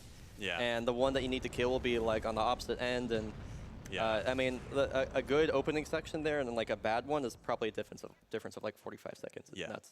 So So the plot that happened there was they got the Death Star on the ship and they flew away. pretty much, they got the Chasing power them. source for the fold weapon on the Yeah. ship, and now they're piecing out. So coming up here, we have the Ark, which if anybody has ran this game before, you're going to be all too familiar with this level. I'm going to throw a grenade there because it'll give me more grenades later. See if as weird as that sounds. So one of the weird... Don't worry about it. Yeah, don't worry about it. So one of the weird parts, or I guess the annoying, difficult, all of those words apply to this. So so we talked about how your momentum can be influenced by the surface that you jump off of and the speed it's moving at. See how I just like move backwards there? Each one of these ships has its own, I mean, it's flying in weird directions, flying up, down, left, right. And so if we jump off them at like a wrong time or anything like that, it'll completely just screw up our momentum. And it's really, really tough. So this section is just completely on rails. We don't have to shoot anything here. They'll just take care of them. And so coming up here, we have Barker Skip, which is going to be basically a jump from one of these ships to another one. We're jumping off Barker Skip to another ship. And Barker Ship can sway back and forth. It can like rotate and tilt. And he can also be moving up and down. And so the only way to, I guess really quickly, we're going to get introduced to Viper. He's like a good anime villain. He's a good blend of edgy and cool. But to talk more about Barker Skip is the only way to mitigate all these variables is to get a perfect frag boost. So I'm going to use an audio cue to drop a frag. And when that frag goes off, if I get a perfect frag boost, I only have like a 2% chance of missing the skip. So basically, it's just I have to play well to mitigate all the if basically this trick is like if you're good, you get it. If you're not good, you don't get it. So this is like the ultimate get good moment right here. Prolic is just cracking up over here. I don't know what's happening. It was the basically count, I think. All right, so coming up here, this is it. This was also one of my skips and one that I hate the most. It was pretty good. This should be first time Barker. Perfect. Okay, so there's a Yeah, chance I can nice. die still because of the fall timer. Just sprint around like a madman. Okay, we're good. Nice. Okay, first time Barker. That's clap worthy. You can clap. for Yeah. that. Okay, and then we have 6-4 skip, which is kind of like similar variables. And first time Barker's first Wow, time 6-4. that's Okay. really hard. Okay. Yeah. Wow. I'm kind of curious what the IGT for this would be right now, Did honestly. that man It's just pretty throw nuts. a grenade and jump between spaceships? All right, this is going well. So coming up here, we have the game's going to tell us to clear out these 3 gun batteries, but we only need to clear out the last one, and the game will You're despawn the rest of the 107. enemies. But we got to be careful because there's a thing that can happen here where the game is going to stagger us, and if we jump at the right time, we can skip the stagger. But if we get staggered at like the wrong angle, we can get clipped into a wall, and the game will just automatically kill us. Oh, That was that actually was actually really close. I have to kill these guys first, because otherwise they go turn on these robots down here that just make us lose a bunch of time. Please don't kill me. Oh my god. Are we good? Okay, we're good. Woof. Okay, so sometimes you can get hit by that guy's shield, and then like he'll punch you and punch you again, and you die. That's only happened to me twice, but still. All right. So this is the 6-4. There's some homies that are going to help us out. We have a trick coming up here called Early Sarah, where normally Sarah is going to fly her ship up to the top here, close the door, and we're going to do some really cool thing where we jump over there. But we can actually just jump off of, or I guess run off of this. We have to be careful so we don't activate the fall timer, which will kill us. There we go. Okay, and then we have to wait for her to even out. There we go. I think this should be good. Yeah, and then throw another grenade. Nice. So that saves about 2 seconds-ish. Okay, well, this is going well. I got fire stars too. Nice. So this is a room clear. So basically, the 6-4 are scripted to take care of a certain amount of enemies, and we just have to kill all the enemies that they want to kill themselves. So it's normally, I think sometimes they'll kill these guys, but I always kill them anyway. Safety. This guy here too. Okay, so now there's going to be, that arc grenade is annoying. There's going to be some guys that spawn here. I normally like to get that fire star down before they spawn. That's okay. Now we have to kill these guys as they come up the stairs. Got more fire stars. That's good. He's running away. That's annoying. Okay. Throw fire stars back here because there's enemies that spawn there. Hit that guy. Good. I'm going to shoot these guys from over here so I don't get hit with the fire star. Okay, I'm almost dead. Wow, that was scary. All right. That was good room clear. Nice. Cool. So yeah, that was like a little bit above average. Not too much to talk about there. Now we're just waiting for the 6-4 to get up here. Get a dialogue option. Yeah, and this is your stereotypical breach and clear, like military action scene that we're not going to participate Yeah, in again, the whatsoever. 6-4 script is to clear out all these guys. These are like breach charges, but they're also the same model as the tether traps that the North Star that North Star has. So why they're there, I guess they just decided to use tether traps. All right, so I normally actually have a controller for this section. For whatever reason, you have this knife that you can stab into things to hack. It doesn't, and you can. So I'm controlling a ship with a knife. Don't think about it too hard. I'm It's controlling okay. a ship with a knife right now. Yeah, so there's a bunch of weird stuff that can happen here because of Barker skip. There's a fall timer on this level. It's the only level in the game with a fall timer. So if you fall for a certain amount of time, the game will just kill you. So if you I think if the ship is moving downward, the game reads you as falling and it'll just kill you automatically right here, but it's fine. Also because of Barker, there's a chance that a ship can fly straight through here and kill you. Only happened to me twice, but it happens. Then also because of Barker, if you stand too close to BT's fist there, the game will just crash the menu. Because normally earlier in the level, he was supposed to throw you. So I guess I would say the hitbox for the throw is still there. Yeah, Trigger, collision yeah. detection, yeah. Yeah, the collision detection. So if you stand away from the window, it mitigates that. So here comes Viper fight. This is probably the toughest boss fight in the game. There's a lot going on here. We'll see what we can do. So I'm going to charge up the missile pods here, shoot those guys, switch to tone if I can do that correctly. There we go. So I want to bait out these guys as flame shield. Oh, that was a nice lineup. 1, 2, okay, 3, please. There we go. Use both the missile barrages on this Scorch. I'm taking a lot of damage. If I get, I'm hoping, no, he's not going to go It's not backwards. going to go off the edge. this is not going well. I'm going to pick up this. So this is 100% safety strats. This would be pretty much about as bad as it gets again. Yeah. Just not getting very fortunate with the pick up some health. Okay, so now what I'm going to try and do here is kill that tether trap, get rid of his shield. Ronin. Why did he core? What? I think I might still be able to hit him. Actually, this is good. Oh. So I thought that was bad, but actually it's good. Cool. Fast strats? Yeah, Nice. So we got lucky there. When he cores like that, he'll just like fly left and right, and you can't hit him. But because he stayed very conveniently right there, he died. So the first half of that fight sucked. The second half was good. So I guess it's all right. So now we, this whole scene coming up here is like really well choreographed. And when I played through the first time casually, it's just sick to watch this whole segment. Shout outs to the Screams subtitle at the very top. That's my favorite one in the game. Screams. Screams. Yeah. So yeah, this whole fight here is pretty cool. The only thing we have left to do is I'm going to do a well-timed jump and shotgun shot to kill Viper in one shot optimally. But otherwise, I'd say we have time for donations. All right, here is Sean donating $100 and saying, "Hi GDQ, greetings from Canada. First time I've actually been able to watch a GDQ live. Couldn't miss a run on one of my favorite shooters, Titanfall 2. Left arm severed. You can just keep going. This whole section is an auto-scroller. We have $5 here from Tiny Tim, who says, "One of the things I love about GDQ is that it introduces me to streamers and games that I've never seen before. Loving this Titanfall 2 run and look forward to following Bryonato to see more in the future. Thank you. Cheers." Zandera donated $50 and said, "Really enjoying the run. Keep it up. Looking forward to some Titanfall glitches as well." Making a lot of new fans out there in the viewership on Twitch and stuff. Here's Anonymous with $10 saying, "I've never played this game, but it looks incredible to run. Good luck on the rest of it." Thank you. And they donated toward that blind Castlevania run. Nice. Yeah, well, we should absolutely see that. Rom Scout is insane, and I'm really excited for that. So please Yeah, donate we have for that. about pretty much the rest of the day to get. I think it's later this evening. Set up block 1, wherever that is on the schedule, would be Blindfolded Symphony of the Night instead. Here's $15 from Fango, who says, "Glitch exhibition means more GDQ, and more GDQ is good." Agreed. Agreed. You can't argue with that logic.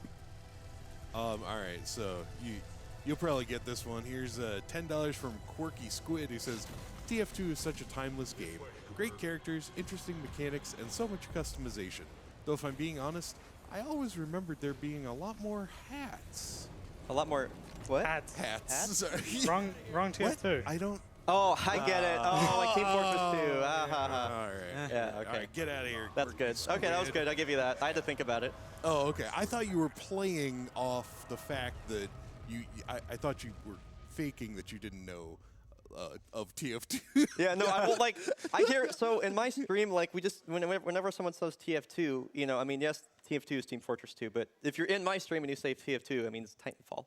So I hear TF2 a million times as Titanfall 2, so the neural link there between Gotcha. TF2 and Team Fortress. You were 2 is probably more like hats. Did you mean helmets? Or Yeah, I was something? like- pilot helmets. Or? Yeah. Okay. So what happened here off screen is the ship crash landed. We got captured by the Apex Predators, and now they're trying to get the power source of the fold weapon out of BT. So we're really getting up close and personal with Blisk here. And Blisk is there's a voice correct. Blisk is my favorite character in the game. He's voiced by JB Blanc, who is just like, I wish JB Blanc's voice was my dad. I really like it a lot. And just this whole section here thematically is really good. The mocap is good. It's nice. Also, his knife is very sharp looking. But yeah, so we're just kind of waiting through this cutscene here. We're going to choose the edgy dialogue option. I'll probably throw it back to Prolix for some donations here, but keep an eye on Blisk at the end of this when BT like goes ham. He's going to do a little like twirl and like clip into the floor on the right side. I'll make sure to keep the camera over there, but it's kind of neat. It's a little neat thing. So yeah, you can go ahead. All right. Here is a $250 donation from Klogren. Simply says, "Hype, hype, hype." Cephas II donated $100 and just said, "We got to get that blindfolded Soten run." Yes. Justin Halloran donated $100 as well. Said, "Thanks for all you do. glad to contribute to a good cause, and I'm putting this toward bonus Soten as well. Now open up. I'm going to shoot your pilot. Delphizer donated $15 and says for the blindfold run and for charity. Absolutely. All the donations are first and foremost for charity, and then hopefully whatever donation or bid war you want to go toward as well. Karibi donated $25 and said the Titanfall is great, but really I want to hear that silky voice. So okay, Bri, back to you. Yeah. Oh. No, just kidding. I was gonna say that's you, dude. Yeah, all right. Yeah. Yeah. Okay, watch Blisk here, by the way. So he's gonna do a little twirl and then watch him, and then bloop, there he goes into the floor. All right. So this is probably like one of the most emotionally intense sequences here. Oh, like this is a legitimate like epilepsy warning, by the way. There's like a lot of flashing lights, just like a heads up that we're coming up right here. Nice try, love. Say goodnight.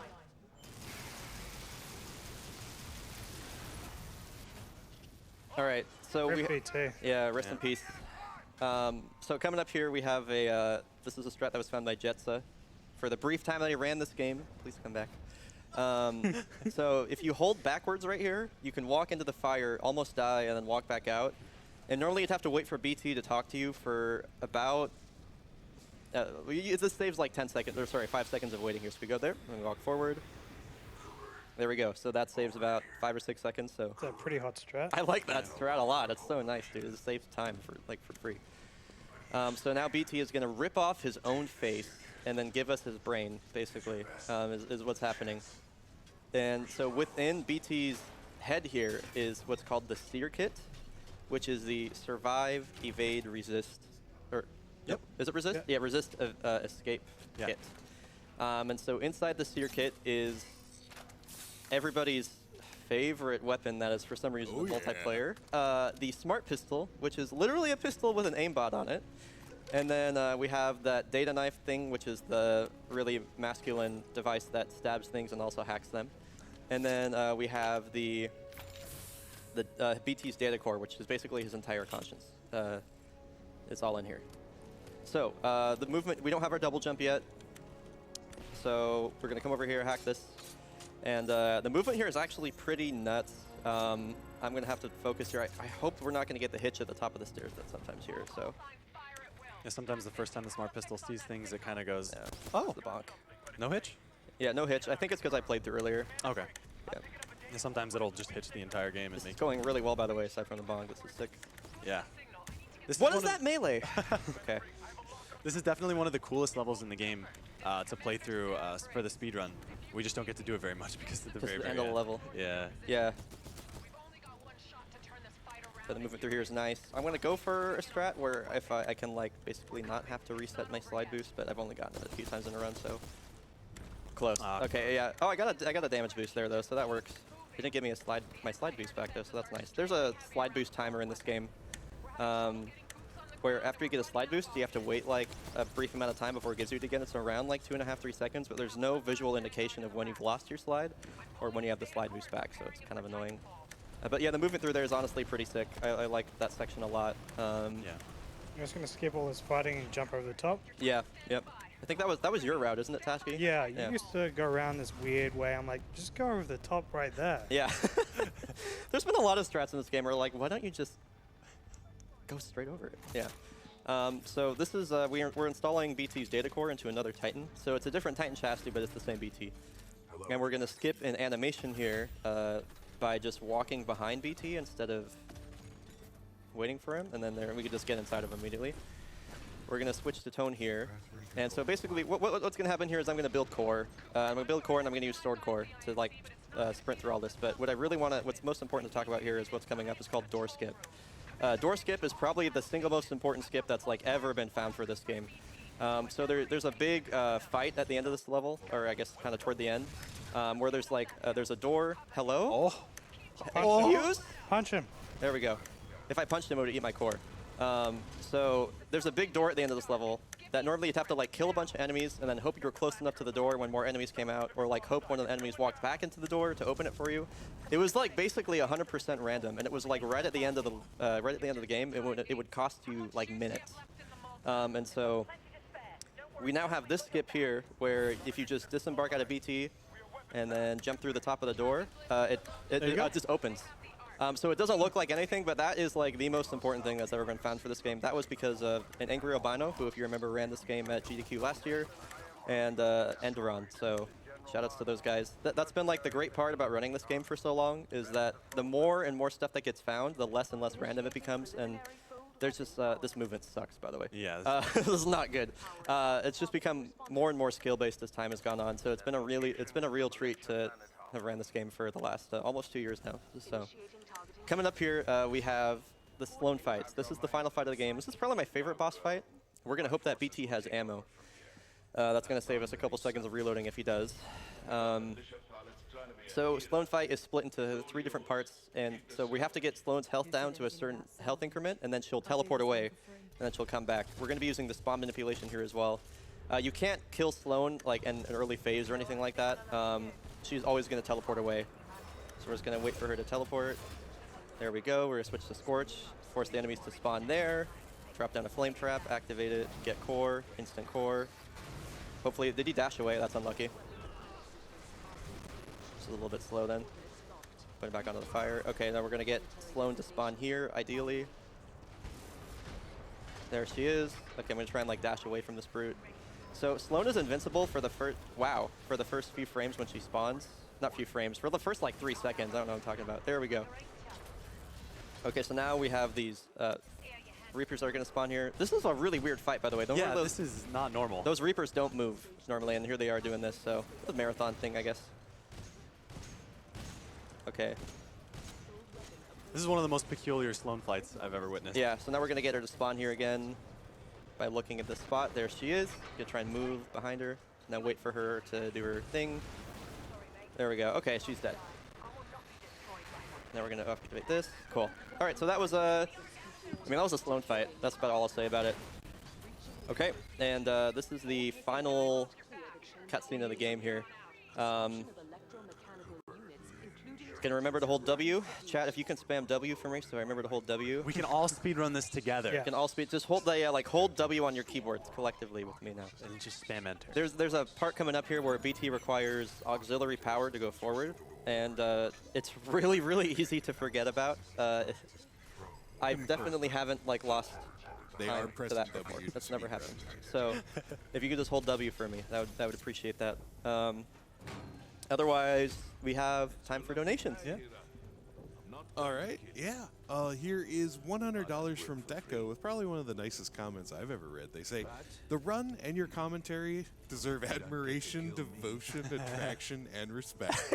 Conclusion, I am 100% in love. Oh, that was very sweet. Thank you. And here is $5 from Iniquity. He says, Iniquity! "Yeah, keep killing it, Bri. Do a grapple slingshot."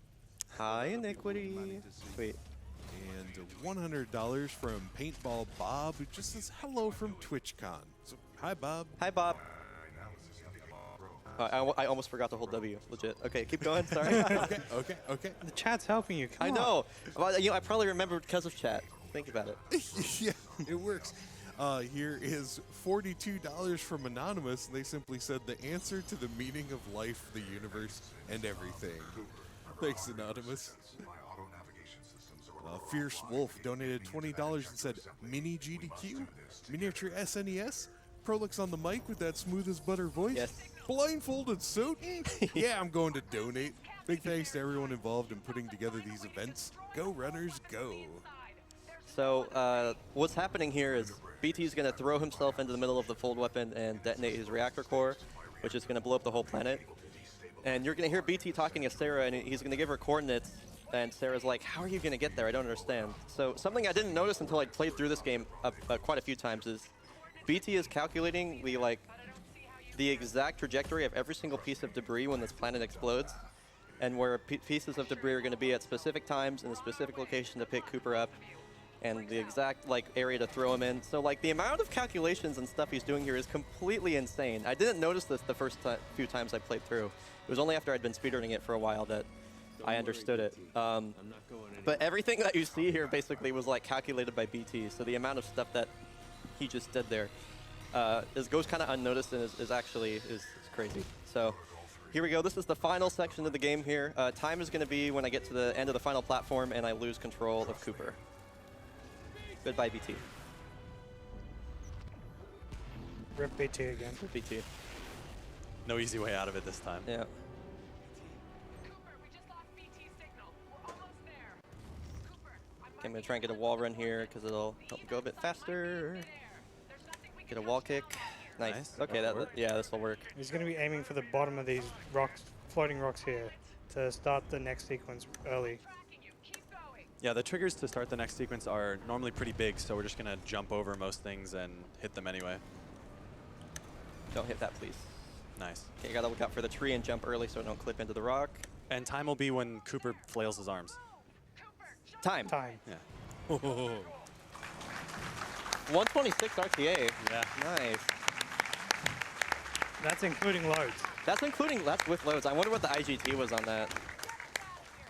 That was a really good run. Ron, if you're watching, can you like let me know what the IGT was if you were keeping time? I'm kind of curious. I asked him too.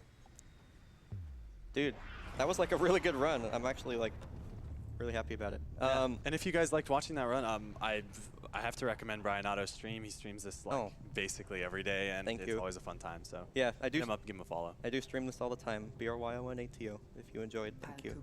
Cooper. So I guess we'll just get straight to the glitch exhibition. Let's go straight at it. Yeah. I think so. There's two glitches that are pretty easy, and one of them's really hard to do. So I'm just gonna go straight to the really hard one. I think I have a save set up for this. I'm gonna check real quick. Yeah, let's see. So this first one is gonna be called the zipline trampoline. It's pretty. I have to do so that really hard trick I did on this level. I have to do it again, but I have to do it a really specific way. So I have to do this again, and so I have to hit this. So this might take me a few tries. Okay, that's good. Okay, so let's see if I can get it the first try here. Caution. That's good. Oh. Oh, I missed it. Okay. So what I need to do is get that amount of speed and then launch off that platform at that specific angle. And then I have to get to the zip line.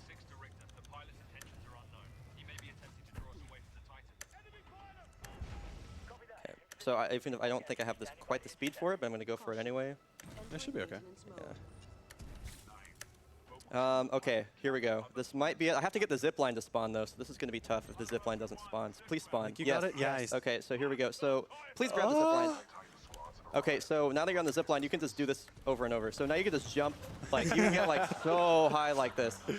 So I think I'm gonna miss it. Okay, so that was the zip line trampoline though. Normally you could just do that over and over and over and over and over. Getting that set up again is gonna be tough, so I'm just gonna move on to the next glitch, which is, I guess we're doing it again. Okay, stick checkpoint, which is conveniently at the end of this section here. But that's the zip line trampoline. I want it to like kind of bounce over and over, but I'm just gonna get to the end here and get on to the next one because I don't want to take up too much of GDQ's time. I might need to reset checkpoint again, but this will work. Old strats. Yeah, this is the old. Oh wait, there's no. I can't get around that.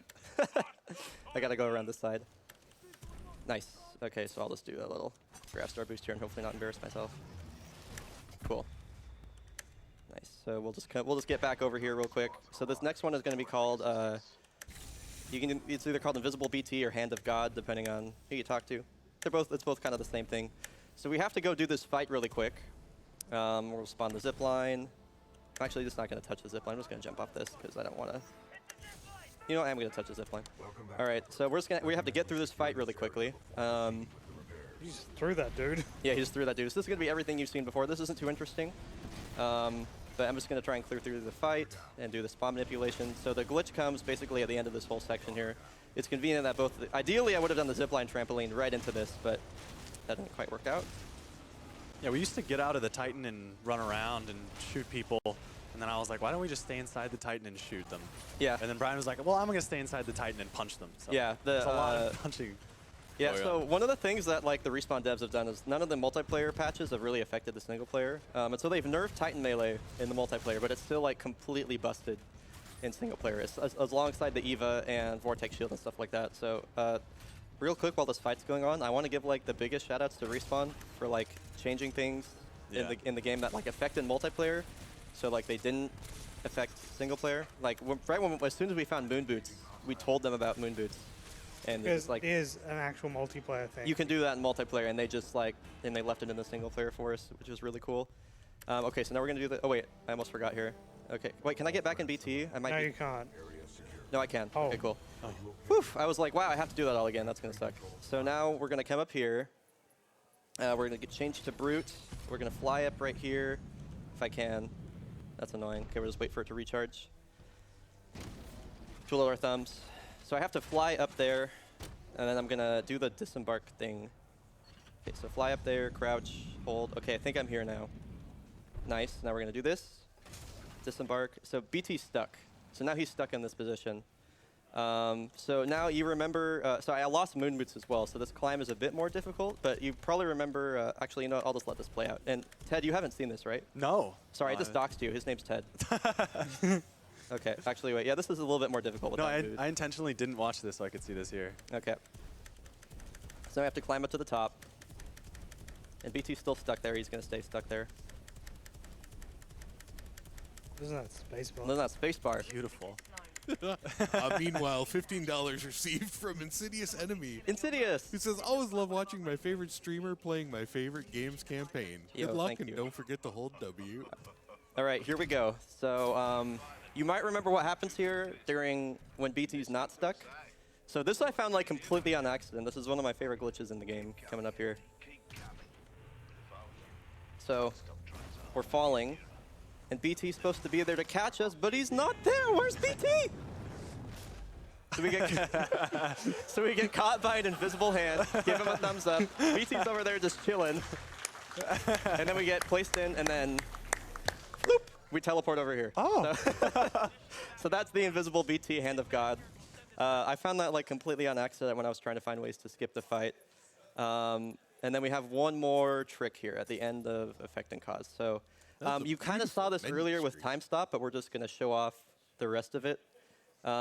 So for people that joined us late, Tasky, you can talk about Time Stop one more time if you want, just to explain what's happening here. Yeah, so as I explained before, the level is essentially two different levels, and when you time swap, you actually teleport between them. But if you activate an animation while teleporting, it'll essentially think you're in the other timeline, but you're not. But it'll still try to teleport you. So when there's nothing, essentially, when you can't teleport to the other timeline, it'll just put you where it's supposed to be, which is just way above the level. Yeah. Okay, here we go. There we go. So now, as you can see, time is completely stopped Yep. because we're in the wrong timeline. We're on like so the other. I think if I like, BT is like in the other timeline now. And you can see there's like all this stuff happening. Yeah. There's like ships flying in, but enemies are invisible, and you can like shoot them still, And execute them. and they'll react and stuff. So you can do this. Wait, where's the? It's not giving me the execute. Try a prompt. different one. Yeah, I'll try a different grunt. Here we go. So you can do this. It's just like there's a bunch of weird stuff happening here. So essentially what's happening... Oh, like, here we go. We can shoot the. Wait, there. Make him stop. Yeah. What's happening is, like when you switch to one timeline, it just freezes all AI in the other. So this is why everyone's frozen. That's why it's also called time stop. Yeah. This was found by Diablade Zat, and this is like seriously one of the coolest things in the game. And you can see all this is happening down here too. So if we swap back, we're just like way above the skybox. And then we'll hit an invisible wall, and we can swap again. And now things are back to normal. So that was that's time stop. So really, really cool trick. Also, if you shoot a hit scan weapon into the sky, you'll crash the game. Oh, no kidding. That's cool. Anyway, that's Titanfall 2. Seriously, I know you guys see a bunch of runs come and go every GDQ, but I want to give like a really sincere thank you to GDQ for having me here. Running a game here is like such a privilege, and I've been trying to get Titanfall in for a long time. Voice cracking. For a long time. I really, really appreciate the opportunity to run. Thank you guys. Shout outs to you, to my couch. Shout outs to all the Titanfall fans that came to watch. Everybody from my stream, the competitive community that got me started on the movement here. Yeah, seriously, thank you guys for coming out and watching. We have a big crowd. Holy cow. Yep. Wow. Anyway, thank you all. That was Titanfall. Enjoy the rest of GDQ. Bryonato, everyone. Thank you so much for that run and the glitch exhibition, and thank you to our generous donors for making that exhibition happen. And before we continue, a brief public service announcement for those in our in-person audience. The back couch is open to the public. If anyone, wants a seat, since the room's getting kind of full, that second red couch there, anyone can feel free to pop a squat.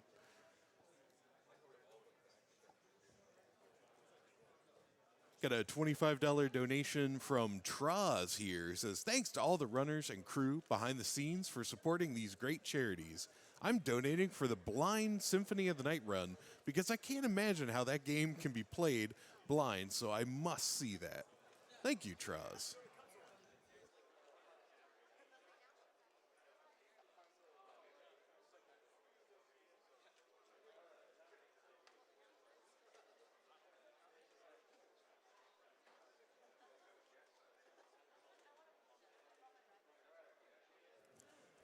All right, folks, I've been Prolix. I traveled and was on the go for over 18 hours yesterday. I'm running on about 3 hours sleep. We had Spike Vegeta and impromptu Picross earlier. There was a 5-pound burrito in the stream room overnight. We had a game from 1996, from 2017. Their sleep-deprived audience overnight. It was crazy. Whew, I've had a good time, but I've got to get out of here. I'm going to leave you with Edo Bean. She'll be fantastic as always and hosting for the next couple of games. Thank you so much for staying with me, though, and hope you have a wonderful rest of the event.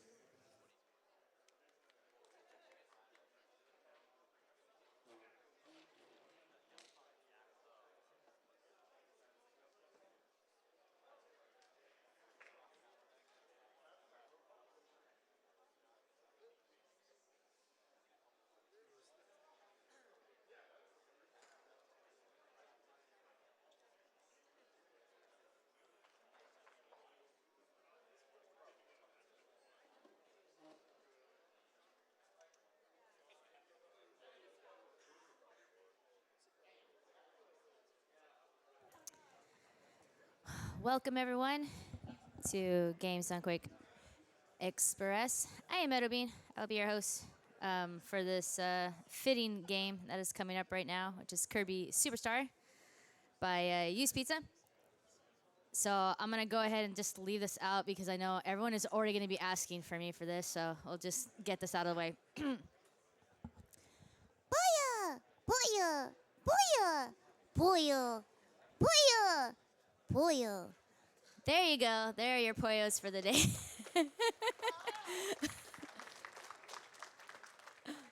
I have a feeling I'm going to be saying that a lot more for the rest of this run. So I'll go ahead and read a couple of donations. We have a $5 donation from Frisky Walrus that says, always love GDQ during the year, so GDQ Express is just as great. Hype! And then we have a $10 donation from Garrett61 that says, surprise, GDQ. I didn't know you guys were on, but it made my day. Keep up the speed.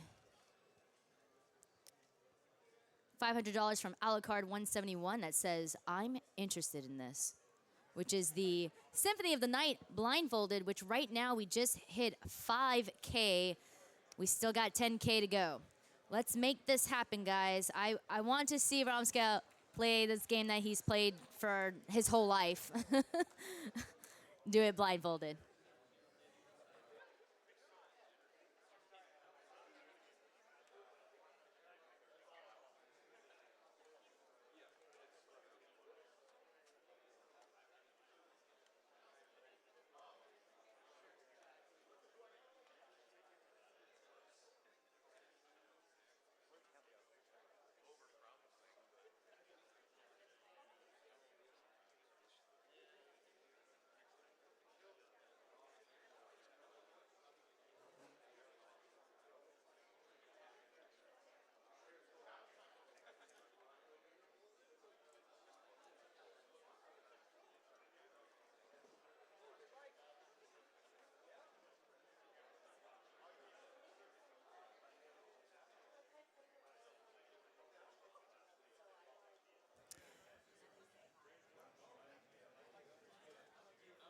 We have a $15 donation from Kobo Joe that says, preemptively putting this towards Spike Vegeta's Picross speedrun incentive at AGDQ.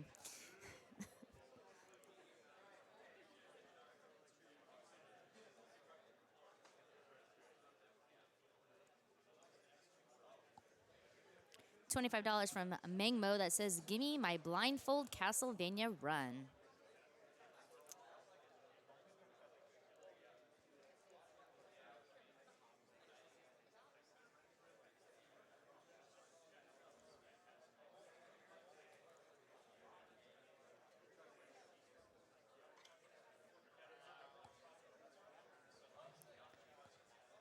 And for those that are just joining us right now in the actual event, don't be afraid to take a seat, guys. If you guys want to, sit around, join. We also have a little lovely red couch right over here. If you want to sit down there, you can do so as well. We don't bite. At least, I hope not so much. $100 from Thomas that says, "Hi, keep up the good work and loathe the short times."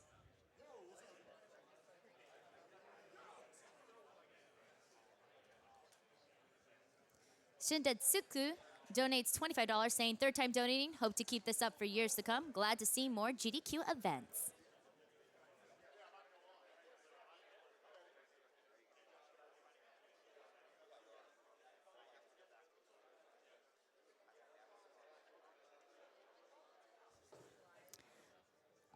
Unfamiliar Cornball donates $12.29 saying, "Ah, yeah, this event has been awesome so far, but my job is taking me away from being able to watch it for a while. Keep up the hype, and I'll be back with you in about 9 hours. Gotta make that money so I can keep donating."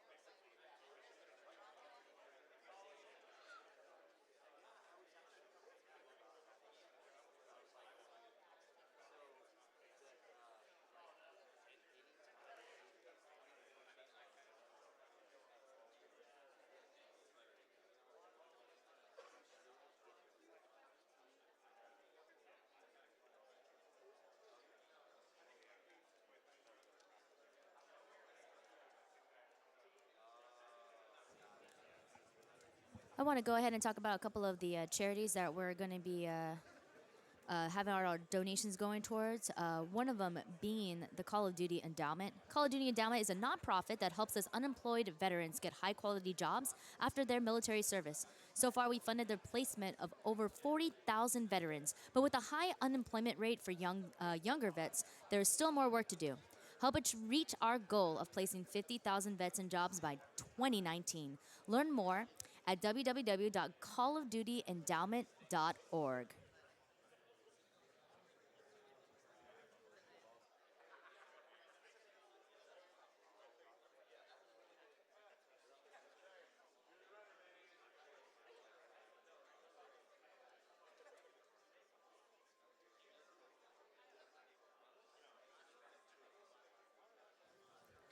We're also here supporting our charity To Write Love on Her Arms. To Write Love on Her Arms is a nonprofit movement dedicated to presenting hope and finding help for people struggling with depression, addiction, self-injury, and suicide.